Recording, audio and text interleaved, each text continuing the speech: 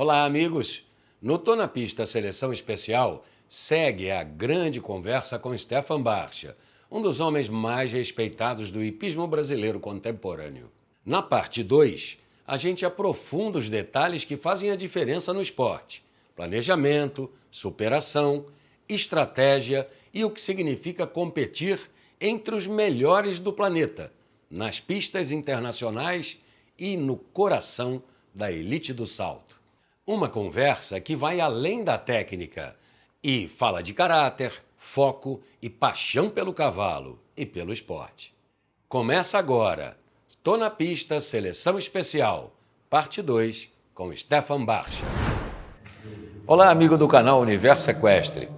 Estou super feliz aqui de ter, pela segunda vez, a segunda semana consecutiva, Stefan Barcha, cavaleiro que eu acompanhei a trajetória genial desde bem nos primórdios e chegou a montar alguns cavalos meus. Ele vai falar um pouquinho disso, da experiência olímpica e dos projetos de futuro, porque ele é da geração dele e eu diria que de quase todas as gerações, um dos principais empreendedores dentro do business, cavalo, horse show, objetivos. É uma pessoa que tem muito a te ensinar. Stefan, mais uma vez, obrigado, estamos juntos. E aí, fala um pouquinho do Prince Philip. Putz, eu era uma criança, né, mozão? Estava aqui na hípica, eu lembro que você chegava final da tarde na hípica. Sempre na correria. Final da tarde. Eu saía do colégio, já começava a montar, então eu já tinha montado tudo que eu tinha para montar, e aí você me dava uma pescadinha, né? E aí eu falava, opa, tô pronto. Era sempre no final da tarde, ali umas 5 horas, a pista já mais vazia. Eu esperava esse horário exatamente para acalmar, poder armar as coisas que eu achava que eram importantes. Era divertido demais, eu saltava ele para você às vezes. Era um cavalo alazão, né? Exatamente. Sem ferro. Sem ferradura. Sem e a gente vai falar disso já já aqui. A lembrança muito que eu antes tenho. de ser moda o barefoot, eu já fazia aqui dentro do clube. Ele era sem ferro e era divertido. Estamos falando aí de... Muito tempo. 20 e poucos anos, né? Esse cavalo foi para a Bahia, deu vitórias a várias crianças lá. Muito a minha filosofia, fazer cavalos que sirvam para várias pessoas, para vários perfis, vamos chamar assim. Bem adestrado, bem adestrado. Suave, parava na voz, parava no assovio. Era divertido. Todos os meus fazem isso. Era divertido. Bacana. E aí, vamos lá. Preparação para chegar em Paris. Passou o PAN, né? Pós-PAN, eu lembro que sempre... Eu já tinha tido várias boas conquistas, mas eu brincava que se eu fosse medalhista no PAN, eu ia fazer uma super festa. Uhum. Só que aí o negócio não é assim. Não. Você vê o nível e, pelo menos para mim, o tamanho da conquista. Eu lembro que eu só queria ficar com a minha família, na minha casa. Eu lembro que eu peguei o voo na mesma noite, desembarquei na minha casa, fiz um churrasco sozinho em casa, pensando toda essa trajetória. Depois juntei alguns amigos outro dia, e aí no dia seguinte já estava em outro concurso. E aí nesse concurso eu me toquei que o mundo seguia e que eu já tinha que me programar Paris, porque afinal o Pan-Americano acabou dia 5, 6 de novembro e a Olimpíada acabaria no 5 de agosto. Olá, pessoal. Hoje eu quero falar de quem cuida da imagem e da qualidade do Tô na Pista desde o nosso primeiro programa. Você sabe, quando a gente quer fazer algo bem feito, seja para sua empresa, para um projeto pessoal, para um canal do YouTube ou até para registrar um momento especial, qualidade não é detalhe, é obrigação. E para isso, eu só confio em quem realmente entrega. Por isso eu indico a Arte Final Produtora. Se você precisa criar um vídeo e quer fazer direito, chama a Arte Final. O contato é 21 41 14 44 14 pelo WhatsApp. Fala com o Laçá e não esqueça de dizer que fui eu que te indiquei. Pode ter certeza que eles vão transformar o seu rascunho em arte final. Então a gente está falando aí de poucos meses entre acabar a realização de um grande sonho e começar um outro sonho, né? Aí, nessa mesma semana, eu já sentei com o Zé Ramos.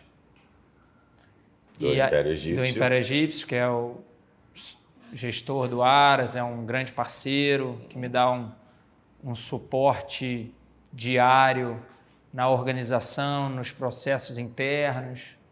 E aí peguei o calendário, fiz um calendário, o mundo perfeito, até Paris. Então a égua descansaria em novembro, dezembro, trabalhando suave em Portugal. Voltaríamos a saltar ela, liguei para o meu técnico. Ela do Chile foi direto a Portugal? Do Chile ela foi à Holanda, tá. Ficou onde ela tem que regressar a casa, né? Uma questão sanitária. Ficou uma semana na Holanda e foi para Portugal, para fugir do inverno rigoroso. Certo. Trabalhou, fizemos a programação, liguei para o meu técnico na época, o Felipe, falei, Felipe, qual que é a lógica que você imagina? Aí ele falou, Stefan, eu acho que no seu caso você tem que começar a saltar ela a partir de março só. Porque para ter o pico de performance em agosto, fazer os CSOs em maio, junho de chegar. E botar a égua boa para isso. Ele até brincou, mas você não está garantido na Olimpíada, hein? Falei, não, eu sei que eu não estou, mas eu quero fazer a programação. Aqui você quiser. Aqui for melhor na sua cabeça e eu conhecendo a égua. E o Felipe é muito pragmático, né? Ele não dá... Suíço não tem essa coisa. Muita... Do canivete ao relógio, ele vai ser sempre... E aí foi feita uma programação e foi executada ela. Eu realmente fui para Portugal só em fevereiro. A égua fazendo todo o trabalho físico, que aí é o know-how da Chevaux, né? Fazer o trabalho físico, fazer o trabalho técnico. E aí comecei a saltar a égua em março, em Oliva. Certo. Pulei uma prova de 1,40, fiz 0. Pulei uma prova de 1,45, fiz 0,0. Prova do ranking mundial e tal. Na semana seguinte, pulei uma outra prova de 1,40 e pulei um grande prêmio 3 estrelas. 1,55 m. Fiz 0,0, fiquei em terceiro. Sem correr, mas ela super bem. Ela já tinha retornado. Parecia que estava... Não tinha acontecido nada. Não tinha deixado 4 meses sem saltar a prova. Fui a Saint-Tropez, fiquei 1 mês em Saint-Tropez com ela, mas 2 semanas só trabalhando e 2 semanas concursando, pensando em deixar ela 100% em forma. Aí eu tinha uma programação de ir a Roma como individual, fazer Grande Prêmio de Roma, que era um grande prêmio já dos maiores do mundo, e La Boule na equipe brasileira, que aí já é maio, junho. A minha ideia era fazer 5, 6 concursos antes de Paris, pensando que ela ia performar nos CSOs. E aí fui a Saint-Tropez, estava em Saint-Tropez, saltei uma semana, 0, fui no Grande Prêmio 3 estrelas também em 55, fiz 4 pontos, saltou bem. E aí fui na segunda semana, já fui 0,0, por uma prova pequena, o Grande Prêmio, já fiz 0,0, fui segundo, terceiro. O Grande Prêmio que fechava essa turnê de Saint-Tropez. E eu falei, Felipe, a égua tá como eu quero e estou pronto para Roma e La Boule. No retorno de Saint-Tropez, ela voltou, trabalhei ela uns dias em casa e ela um dia parou de comer, um dia não, achei esquisito, porque isso para ela não é apetite é 100%, ela não tem nada disso. E aí ela teve um processo infeccioso, nada mais, nada menos do que uma infecção na garganta. Certo. E essa infecção foi muito severa e ela teve que ir ao hospital, clínica, enfim, entrar com testes de quais antibióticos eu reagi, enfim, ela ficou 40 dias sem trabalhar. Certo. E por várias vezes eu tive que ter muito sangue frio e falar assim, não estou acreditando que eu não vou a Paris por uma infecção na garganta. Infecção na garganta. Não é manqueira, não é lesão, é infecção na garganta. E aí é onde o processo conta muito, porque foi um processo que vários cavalos de equipe brasileiros estavam com problema. Então, eu não fui a Roma, não fui a La Boule, enfim, vários cavalos da equipe também não foram. Nessa época eu falei com todo mundo, se tudo der certo, a palavra final é do veterinário. E aí, a primavera a gente muito cauteloso, porque como era uma questão de infecção, era uma questão do organismo, a gente, e aí conheceu o indivíduo, né? A Primavera, por muito sangue, muito caráter e muitos anos de trabalho muito bem feito na parte física, eu lembro que eu conversava com o Paulinho, que era o responsável da parte física dos meus cavalos, e ele falava assim, Stefan, todo o histórico que ela tem de trabalho, ela demora 3 a 6 meses para perder a forma. Certo. 30, 40 dias para essa Não égua vai mudar. aí. A gente vai só ter que botar ela fisicamente bem para saltar. E aí ela voltou a trabalhar 25 dias antes Certo. de Roterdã. Eu pulei 2 percursos em 40 e fui a Roterdã. E fiz a Copa de Roterdã com 0,4, que na minha visão e do técnico mostrou que ela Estava bem. estava bem. E eu tive 30 dias pós-Roterdã para chegar na Olimpíada. Foi a programação ideal? Não. Longe de Mas ser. foi o que a gente conseguiu fazer. E ali em Roterdã eu apertei a mão do Felipe e falei, ela vai estar melhor na Olimpíada. Eu garanto que esses 30 dias aí Me dão essa condição, porque eu tive 25 dias até chegar nesse nível. Roterdã foi uma mini Olimpíada, que foi o último concurso grande Isso. de 80% da Olimpíada. E ela saltou como saltou super bem. E eu conheço. Então, Paris a gente vai estar bom. E aí, nesse meio tempo, eu fiz um concurso pequeno, concurso do Gregório Atelier, 2 estrelas, 2 provas de 40, nada mais que isso. Para muita gente que é talvez pouco entendida ou muito entendida, eu que sou menos, preparação pouca, a égua não saltou o suficiente, etc. Aí acaba chegando no meu ouvido isso, no meu ouvido. Pior. E aí eu, com muita tranquilidade, você me conhece, falei, não, nada mais do que a pista para responder.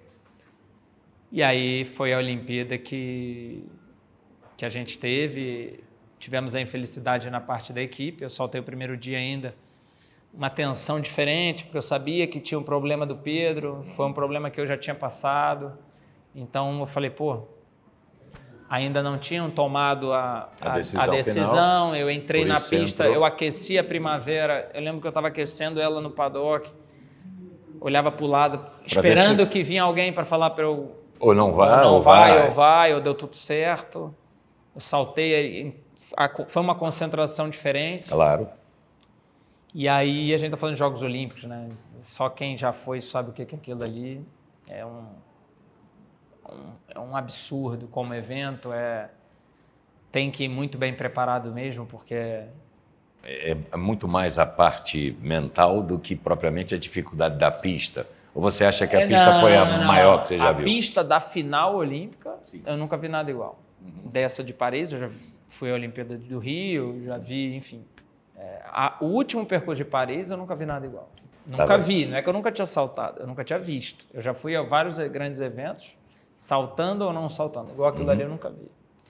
Mas eu acho que a Olimpíada para a Primavera foi um evento para a Primavera e para mim, mas foi um evento de consolidação, de dizer, cara, aqui, ó, Pan-Americano, fomos os melhores da América, Olimpíada, quinto numa Olimpíada, onde a medalha, eu saí como bronze, fiquei por um grande tempo como bronze. Eu falei isso na TV. Então, melhor conjunto da América de novo, os 4 à minha frente europeus.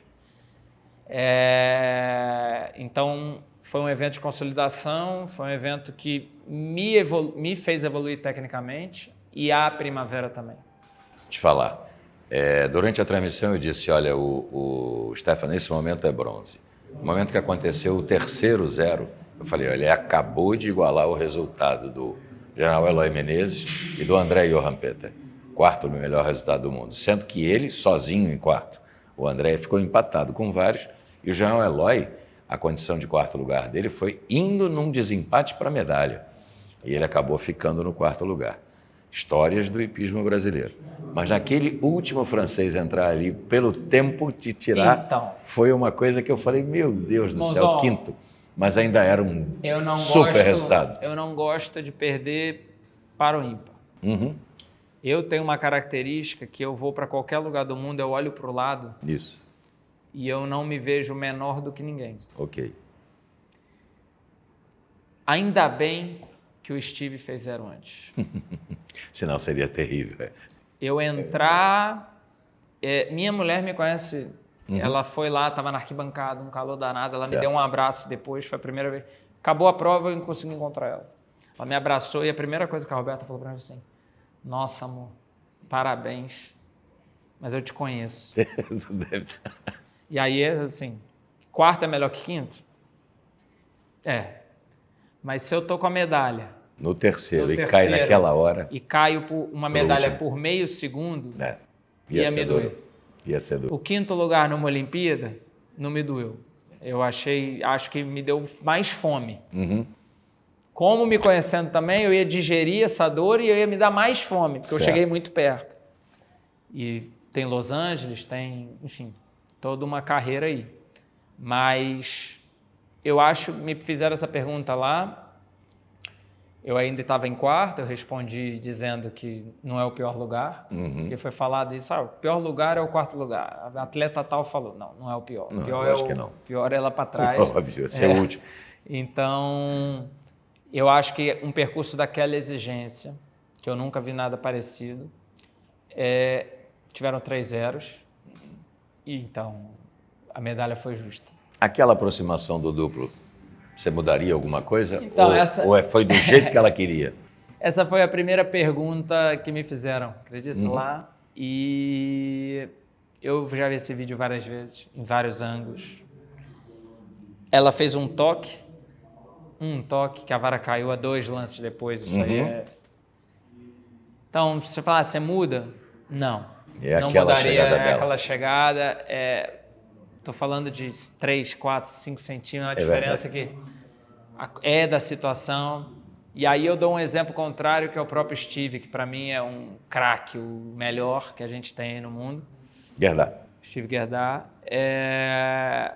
O Steve fez uma escolha para passar aquele duplo. Se você ver o vídeo dele, ele monta para a falta o A. Isso. O A está tremendo até agora. Isso, confiando. A égua fez um toque muito forte no ar, podia ter caído. Exato, não caiu. Então, é uma frase que eu falo demais. A diferença do burro e do gênio é uma só. Se dá certo ou se dá errado. É por aí. Entendeu? Então, ele montou a falta porque ele sabia que se ele tivesse protegido o A, provavelmente ele pegaria. Podia faltar o B. E ele montou a falta, é uma questão muito técnica, é uma outra explicação. É detalhe. É o detalhe do detalhe. Nesse nível, é o detalhe do detalhe. Gente, nós vamos agradecer mais uma vez aqueles que nos apoiam aqui no programa. Sem eles, você não ia poder estar assistindo isso e aprendendo e bebendo essa informação do nosso amigo. A gente volta já já. Vamos ver um dos nossos apoiadores.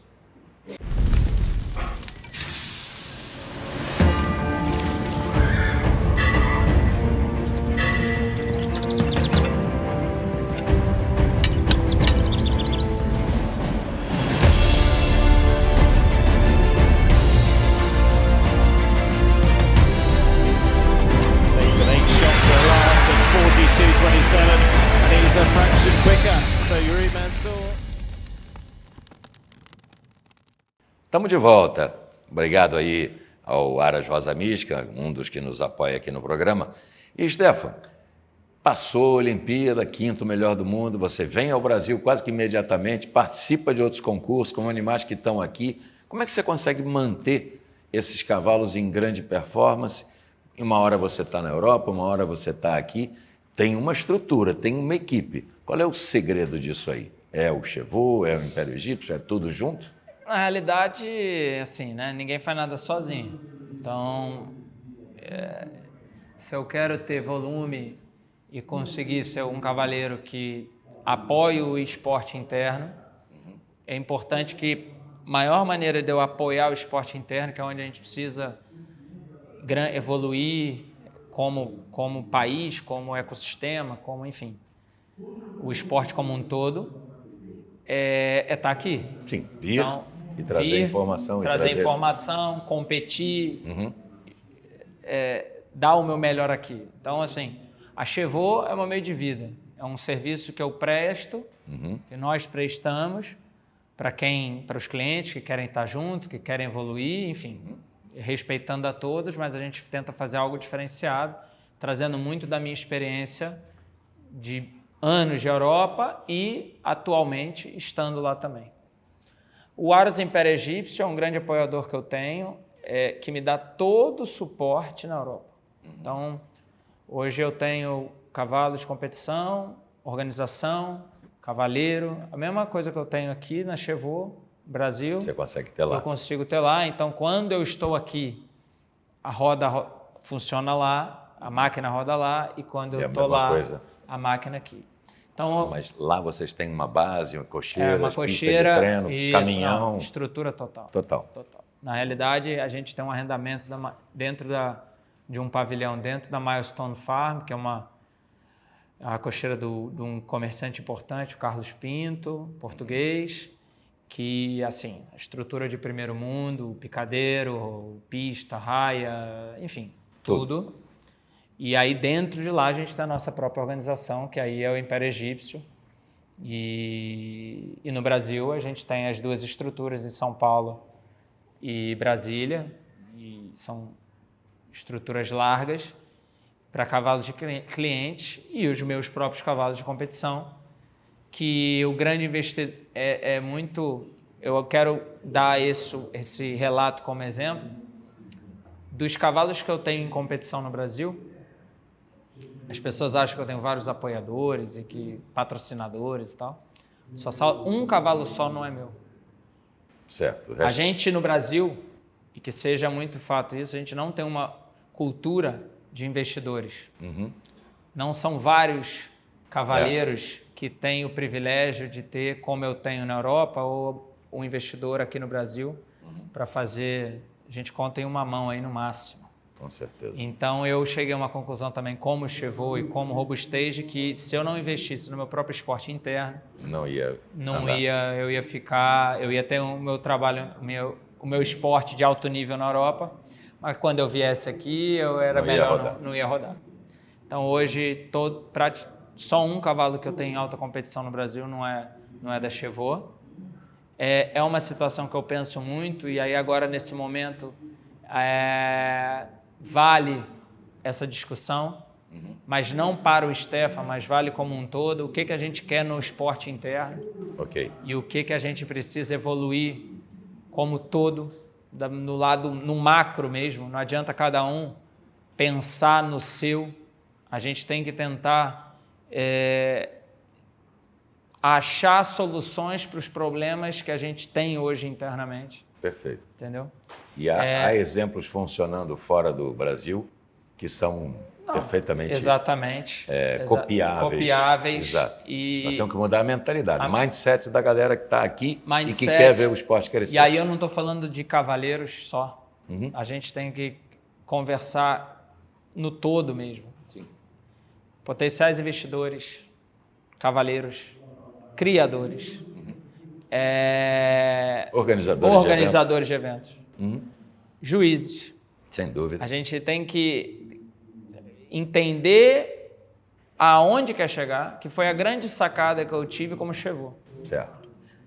Chevaux, ela primeiro era um serviço, só o serviço. Hoje a Chevaux é uma marca, hoje a Chevaux ela tem marca própria de roupa, hoje a Chevaux tem gestão total para o cliente. Hoje a Chevaux tem parceria em cavalos jovens, em formação. Enfim, eu tento criar um grande business onde isso vai gerar frutos para muita gente, para frente. Verticalizando o processo, exatamente. E aí hoje, assim, falando, eu tenho cavaleiros que montam e que evoluem e que competem com esses meus cavalos quando eu estou na Europa, que mantêm eles em forma. E aí, sim, quando eu chego, eu consigo, com pequenos ajustes, que eu já conheço os cavalos e os cavalos estão sobre o meu guarda-chuva diário, eu sei o que está acontecendo, estando lá, eu sei exatamente o que está acontecendo aqui com todos os cavalos. Aí, para mim, fica um processo mais... só de refino, mais simples, entendeu? Essa é a grande questão. Entender, como Chevaux, eu entendo quais são os objetivos, quais são os concursos, Então, até Geneve, 12 a 15 de dezembro, eu tenho minha programação e minhas semanas estabelecidas. Eu sei exatamente onde vou estar, onde o cavalo vai, por quê, quando, como. Vamos a um evento, então um período atrás só tem um concurso, o cavalo tal está precisando um pouco mais de atenção. Vamos levar ele num outro concurso, porque concurso tal eu preciso que ele esteja pronto. Perfeito. Para quando eu vou estar aí. E na Europa é a mesma coisa. A primavera ela tem a programação dela até Geneve feita. Eu sei que ela vai saltar na semana X, ela vai saltar concurso X. E um dos mais divertidos que você tem lá, Hexlop? Ah, ele virou um... Bicampeão em Roma?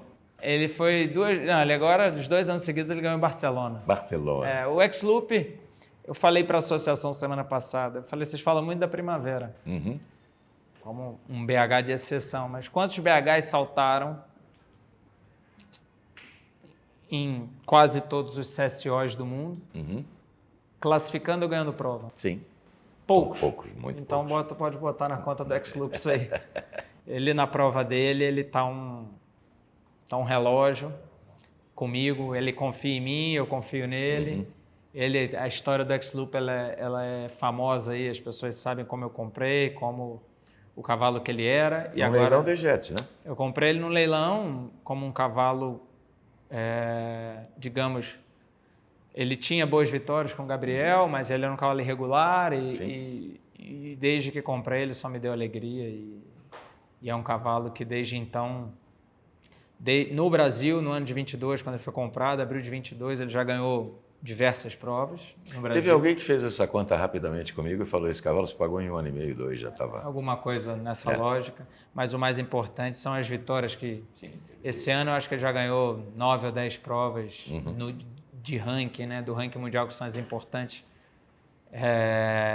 Dos concursos na Europa, eu acho que ele não ganhou escarapela, não ganhou uma prova desde que chegou lá em março de 23, em um concurso só, que fez 4 pontos no melhor tempo.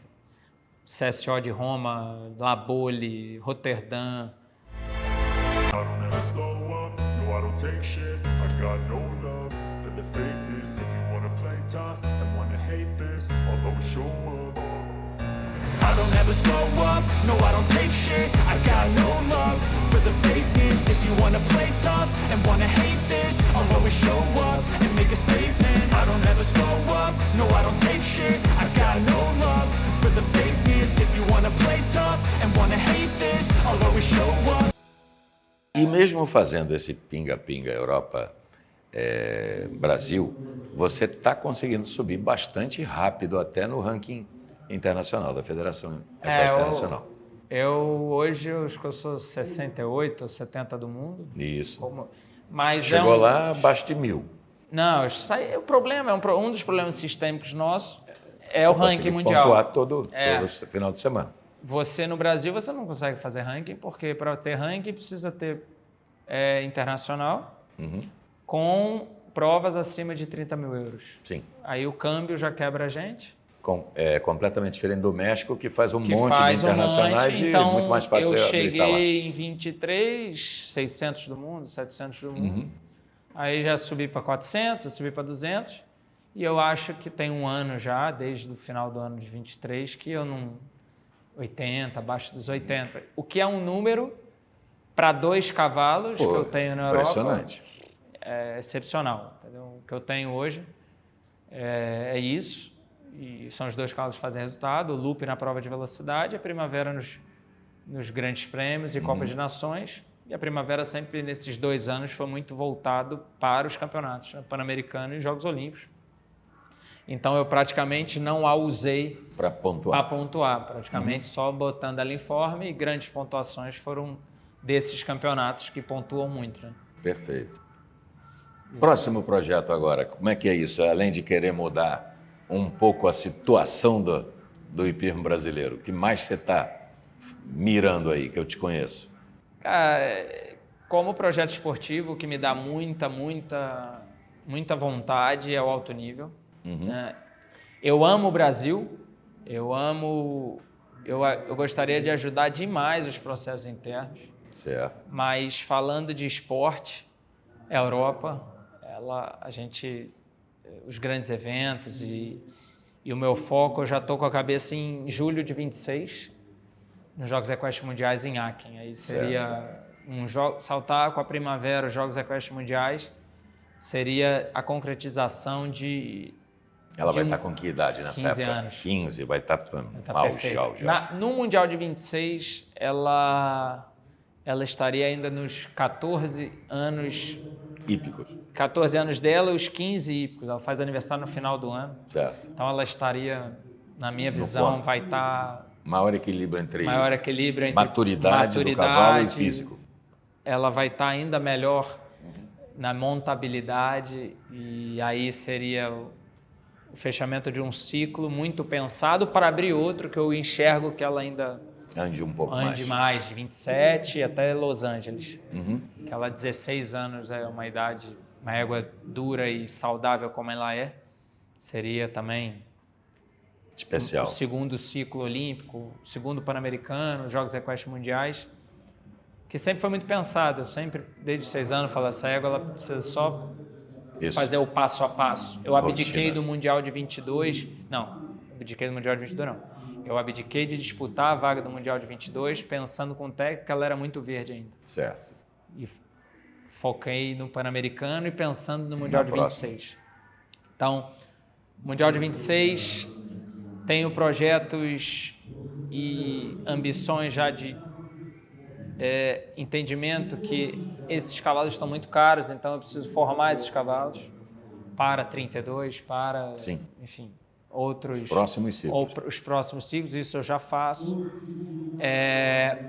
São situações que, às vezes, as pessoas... Eu escuto muito hoje em dia, acho que o boom do meu sucesso na Olimpíada, saindo do Brasil 2 anos antes, 1 ano e meio antes, né? Gerou na turma interna, e eu acho isso muito bom, o entendimento de que é possível, mas eu questionei um desses caras que são próximos e falei, não, beleza, posso até, mas deixa eu só te fazer uma pergunta. E eu acho que é uma questão de pensar mesmo. Certo. O cavalo para Los Angeles, cadê ele? Sim, já está em... Cadê? Que idade tem esse cavalo? Isso. Que idade tem? Aí eu falei, cara, esse cavalo tem 7, 8 anos. Cara. Sim. Talvez 9. Talvez até 10. Mas você tem que começar agora, senão você não chega lá. Mas esse cavalo está aqui. Cadê esses 7, 8 anos que está rodando aí, ou 9? Então a gente não adianta ir por 5 anos achando que Los Angeles não chega, não tem possibilidade. É uma questão muito mais longeva aí de construção. Então, assim, não vamos pensar no resultado final, vamos pensar o que precisa ser feito do hoje, do dia 1 até lá. E que até lá tem Mundial em 26, Pan-Americano 27, Olimpíada 28. Então, assim, é muito mais entender e seguir o que eu estou fazendo, tentar buscar mais apoiadores, mais investidores. Graças a Deus eu consigo ir junto. Não é com o meu suor, o trabalho que eu tenho na Chevaux, eu converso com investidores, eu posso conversar e posso falar, em qualquer esfera eu quero estar junto. Perfeito. Essa é a grande questão. Hoje eu tenho tamanho para isso, tenho condição de conversar nisso, mas foi uma coisa construída, né? Sem há dúvida. Muitos anos. Então eu acho que é o caminho, seguir fazer o que eu faço, melhorar os processos ainda mais, trabalhar mais duro para parar o que ainda eu vejo pode evoluir, seguir, saber que isso aí é cíclico e ter o equilíbrio que quando está ganhando não está tudo certo e quando está perdendo não está tudo errado. Como você bem disse, a diferença do burro para o gênio, se dá certo ou se dá errado. Basta isso. Basta isso. E às vezes pode ter sido por mera sorte, mas não importa. O tempo diz se o caminho está correto. Na realidade, ou não. a sorte... o fato é que sorte você dá uma vez. Isso, exatamente. Quando você tem uma carreira e uma história sólida, aí... Não dá para atribuir. E aí você me conheceu aqui muito novo. Ninguém treinou mais que eu. Pode ter treinado igual. Mais que eu, não. 10 anos de idade, 9, 8, eu era tratado e educado dentro do esporte por muita gente. Certo. E entre erros e acertos eu ralava e montava mais. Meus amigos estavam brincando. Sei. Eu ia montar e às vezes eu não estava a fim de montar. Uhum. E vinha o Ibsen, vinha meu pai, que era uma relação... meus pais da área médica, classe média.